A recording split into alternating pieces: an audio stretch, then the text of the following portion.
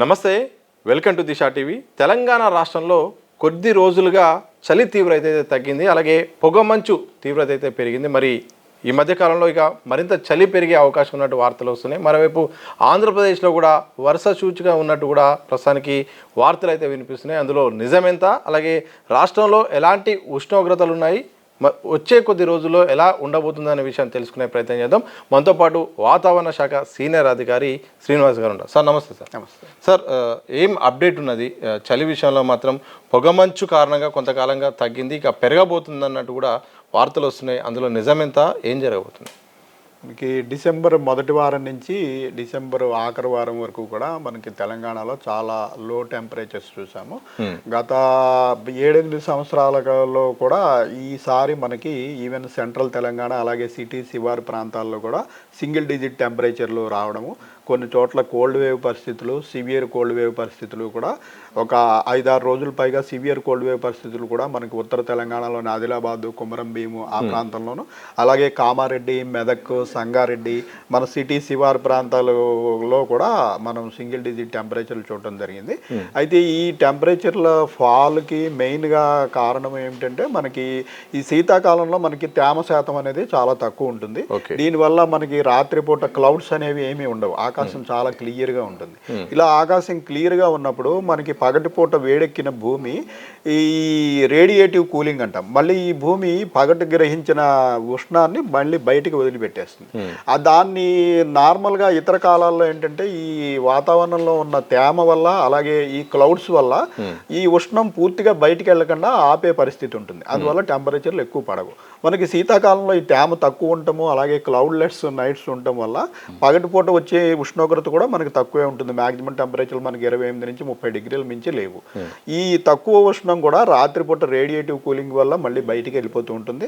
దీనికి తోడు మనకి ఉత్తర భారతదేశం నుంచి ఈ ఉత్తర దిక్కు నుంచి అలాగే ఈశాన్య దిక్కు నుంచి వాయువ్య దిక్కు నుంచి గాలులు వచ్చినప్పుడు మరింత అటువైపు మనకి ఉత్తర భారతదేశం మనకంటే బాగా చల్లగా ఉంటుంది కాబట్టి అటు నుంచి చల్లటి గాలులు కూడా తోడవడంతో బాగా టెంపరేచర్లు పడిపోవడం అనేది జరిగింది. మనకి జనరల్గా మనకి ఈ ఉత్తర భారతదేశం నుంచి వచ్చే గాలులు ఉత్తర తెలంగాణలోని జిల్లాలకు పరిమితం అవుతాయి. అయితే ఈసారి సెంట్రల్ తెలంగాణలో మనకి సిద్దిపేట, జనగాము, ఈ వరంగల్ ఈ ప్రాంతాల్లోకి అలాగే మన కామారెడ్డి, సంగారెడ్డి ఈ ప్రాంతంలో వరకు కూడా ఆ గాలులు రావడం వల్ల మనకి బాగా టెంపరేచర్లు అనేవి తగ్గడం జరిగింది. అయితే గత 3-4 రోజుల నుంచి ఈ విండ్ ప్యాటర్న్లో మళ్ళీ చేంజ్ వచ్చింది. ప్రస్తుతం మనకి ఈ ఉత్తర భారతదేశం నుంచి వచ్చే గాలులు కాకుండా ఇటు మనకి తూర్పు నుంచి అలాగే ఆగ్నేయ దిశ నుంచి గాలులు వస్తున్నాయి. ఈ తూర్పు నుంచి ఆగ్నేయ దిశ నుంచి వచ్చిన గాలుల్లో తేమ శాతం ఎక్కువగా ఉంటుంది. ఈ తేమ శాతంతో కూడిన గాలులు వచ్చినప్పుడు జనరల్గా టెంపరేచర్లు పెరగడము, కానీ మనకి టెంపరేచర్ ఆల్రెడీ తక్కువ ఉన్నాయి కాబట్టి అలాంటప్పుడు ఇటువంటి తేమ ప్రవేశించినప్పుడు సడన్గా మనకి పొగమంచు ఏర్పడుతుంది. సో గత 3-4 రోజుల నుంచి మనం తెల్లవారుజామున చాలా ప్రాంతాల్లో తీవ్రమైన పొగమంచు చూస్తున్నాం. సార్, పొగమంచు గురించి చాలామంది మాట్లాడుకుంటున్నారు. హైదరాబాద్తో పాటు చాలా జిల్లాల్లో కూడా పొగమంచు విపరీతంగా పెరిగిపోతుంది. దాదాపు రోడ్లు కూడా కనిపించట్లేదు, ప్రమాదాల సందర్భాలు కూడా కనిపిస్తున్నాయి. ఏ జిల్లాలో ఎక్కడెక్కడ కూడా పొగమంచు తీవ్రంగా ఏర్పడింది, దానికి గల కారణాలు ఏంటి? మనకి ఈ పొగమంచు ఏర్పడడానికి కారణం మనకి ఈ టెంపరేచర్లు తక్కువ ఉన్నప్పుడు తేమగాలులు ప్రవేశించినప్పుడు మనకి తక్కువ ఉష్ణోగ్రత వచ్చిన తేమ వల్ల మనకి వాతావరణంలో తేమ శాతం అనేది ఇంచుమించు 90 నుంచి 100% చేరుకుంటుంది. 90 నుంచి 100% చేరుకున్నప్పుడు ఏమిటంటే మనకి ఈ క్లౌడ్ ఫార్మేషన్ లాగా మనకి ఈ ఇతర కాలాల్లో క్లౌడ్స్ ఎట్లా ఏర్పడతాయో అలాగే గ్రౌండ్ లెవెల్లోనే క్లౌడ్ ఫార్మేషన్ అయిపోతుంది. దాన్నే మనం ఫాగ్ అంటాం, పొగమంచు అంటాం. సో ఇలా థిక్గా ఫాగ్ ఏర్పడటం వల్ల మనకి ఈ విజిబిలిటీ అనేది మనకి 100 నుంచి 50 మీటర్స్ ఆర్ ఈవెన్ 0 కూడా ఏర్పడుతుంది. మనకి గత 2-3 రోజుల్లో శంషాబాద్ విమానాశ్రయంలో మనకి విజిబిలిటీ అనేది 100 నుంచి 50 మీటర్ల వరకు పడిపోయిన పరిస్థితి చూస్తున్నాము. సో దీనివల్ల ఏంటంటే ఇది తెల్లవారుజామున ముఖ్యంగా అరౌండ్ 3 o'clock నుంచి స్టార్ట్ అయ్యి మనకి బాగా కొంచెం ఎండ ముదిరేంత వరకు 7:30-8 గంటల వరకు కూడా కొనసాగుతూ ఉంటుంది. ఈ పొగమంచు అనేది తెరలుగా ఇది ఏంటంటే మనకి షాలో ఫ్యాగ్ అని ఉంటాము. ఈ షాలో ఫాగ్ కంటిన్యూస్గా కాకుండా మీకు ఉన్నట్టుండి క్లియర్గా ఉన్న రోడ్డు సడన్గా ఈ పొగమంచు తెర రావడంతో సడన్గా విజిబిలిటీ అనేది పడిపోవడం జరుగుతుంది. దీనివల్ల తెల్లవారుజామున అతివేగంతో ఈ ఈ హైవేస్ మీద ప్రయాణించేవారు చాలా జాగ్రత్తగా ఉండవలసిన పరిస్థితి ఉంటుంది. ఎందుకంటే మనకి విజిబిలిటీ అంతా బాగానే ఉంది, కానీ 100-150 కిలోమీటర్ల దూరంతో వేగంతో వెళ్తున్నప్పుడు సడన్గా ఇటువంటి ఫాగ్ తెర వచ్చినట్టయితే సడన్గా మనకి ఈ బ్లైండింగ్ లాగా అయిపోయి ఒక 50 మీటర్స్ ముందున్న వస్తువులు కూడా వాహనాలు కూడా కనపడని పరిస్థితి ఉంటుంది. సో ముఖ్యంగా మరొక 3-4 రోజులు ఇటువంటి పరిస్థితి కొనసాగే అవకాశం ఉన్నందున తెల్లవారుజామున ప్రయాణాలు చేసేవారు మన సిటీ శివారు ప్రాంతాల్లోనూ, అలాగే ఈ మధ్య తెలంగాణలోని జిల్లాలన్నింటిలోనూ, అలాగే ఉత్తర తెలంగాణ జిల్లాల్లో కూడా ఈ పరిస్థితి ఉంది. సార్ 2-3 రోజుల తర్వాత ఒకవేళ పొగమంచు తగ్గితే మళ్ళీ డిసెంబర్ తరహా చలి తీవ్రత పెరిగే అవకాశం ఉందా? ఇంకా చలి తీవ్రత డిసెంబర్ తరహాలో పెరిగే అవకాశం లేదు. ప్రస్తుతం ఉన్న ఈ తేమగాలులు కనుక మళ్ళీ మనకి ఉత్తర గాలులు అలాగే ఈశాన్య గాలులు ప్రారంభమైతే ప్రస్తుతం ఉన్న స్థాయి నుంచి టెంపరేచర్లు 1-2 డిగ్రీలు తగ్గే అవకాశం ఉంది. కానీ మరి డిసెంబర్లో లాగా మళ్ళీ కోల్డ్ వేవ్, సివియర్ కోల్డ్ వేవ్లు ఏర్పడే అవకాశం అయితే ప్రస్తుతం లేదు. సార్ ఒకవైపు ఏపీలో ఇక వర్ష సూచన అంటూ కూడా అక్కడ వాతావరణ శాఖ చెప్పింది. తమిళనాడు నుండి కానీ బంగాళాఖాతంలో అల్పపీడనం కారణంగా కూడా కోస్టల్ ప్రాంతానికి అయితే మాత్రం సూచనలు అయితే వినిపిస్తున్నాయి. దాని ఇంపాక్ట్ తెలంగాణ రాష్ట్రం పైన ఏమైనా ఉంటుందా? మీకున్న అప్డేట్ ఏంది వర్షం పైన? మనకి ఇది ఈశాన్య ఋతుపవనాల కాలం అంటాం. ఇప్పుడు మనకి జనవరి వరకు కూడా ఈశాన్య ఋతుపవనాల కాలం. ఈ ఈశాన్య ఋతుపవనాలు అనేవి మనకి తమిళనాడు రాష్ట్రానికి ప్రధానమైనటువంటి వర్ష ఋతువు.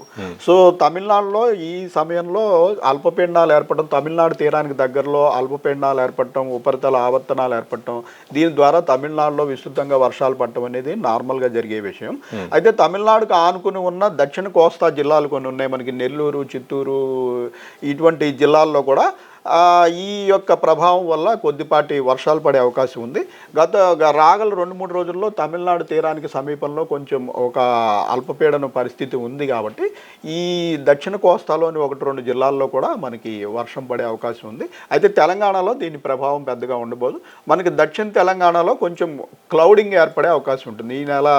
ఈ రోజు నుంచి 4-5 రోజుల్లో మనకి దక్షిణ తెలంగాణ జిల్లాలంటే ఇటు ఉమ్మడి మహబూబ్ నగర్ జిల్లా, అలాగే ఇటు నల్గొండ, సూర్యాపేట, ఖమ్మం ఈ ప్రాంతంలో కొంచెం క్లౌడింగ్ ఏర్పడే అవకాశం ఉంది తప్పించి పెద్దగా మనకి వర్ష సూచన అయితే లేదు. ఒకవైపు క్లౌడ్ సంబంధించిన అంశము, మరోవైపు చలి తీవ్రత సంబంధించిన అంశం, ఒకవైపు సంక్రాంతి పండుగల నేపథ్యం, ఇలాంటి సందర్భంలో ప్రజలు ఎలాంటి జాగ్రత్తలు తీసుకోవాలి ఆరోగ్యపరంగా? కానీ మీకున్న అప్డేట్స్ ప్రకారం అయితే మాత్రం ఎలాంటి ప్రికాషన్ తీసుకుంటే బాగుంటుంది?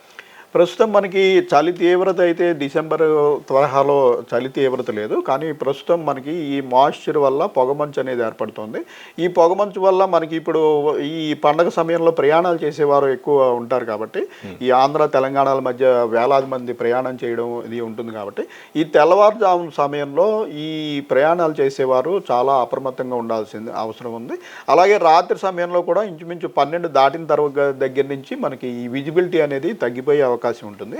సో ఈ విజిబిలిటీని బాగా గమనిస్తూ మనకి ఉన్నట్టుండి దీంట్లో ఏంటంటే ఈ ఫాగ్ తెరలుగా ఉండటం వల్ల చాలా క్లియర్గా ఉన్నట్టే అనిపించి సడన్గా ఇలాంటి మంచు తెర రావడము, దానివల్ల సడన్గా విజిబిలిటీ పడిపోవడం అనేది జరుగుతుంది. కాబట్టి ముఖ్యంగా ప్రయాణాలు చేసేవారు చాలా జాగ్రత్తగా ఉండడం అవసరం. సార్ ఒక మాట చెప్పారు, సడన్గా అనే ఒక పదాన్ని వాడారు. ఎందుకు ఒక్కసారిగా పొగమంచు ఉన్న పలంగా అక్కడ ఒకేసారి మామూలుగా అయితే ఓరల్గా కనిపిస్తుంది, కానీ ఉన్న పలంగా అక్కడ వరకు ప్లెయిన్గా ఉండి సడన్గా కనిపించడం గల కారణం ఏంటి? ఈ గాలిలో ఉన్న తేమ శాతం వల్ల ఇప్పుడు మనకి ఈ సముద్రం నుంచి వచ్చే గాలులు మనకి తూర్పు దిశ నుంచి గాలులు వస్తుంటాయి.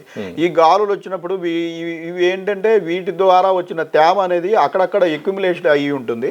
ఈ టెంపరేచర్ అయితే ఎక్కడ తక్కువగా ఉండి ఈ గాలి మూమెంట్ కూడా చాలా తక్కువ ఉంటుంది. గాలి మూమెంట్ కూడా చాలా తక్కువ ఉండి ఈ అనుకూల పరిణామాలు ఉన్న దగ్గరల్లా ఇటువంటి ఫాగ్ ఏర్పడుతూ ఉంటుంది.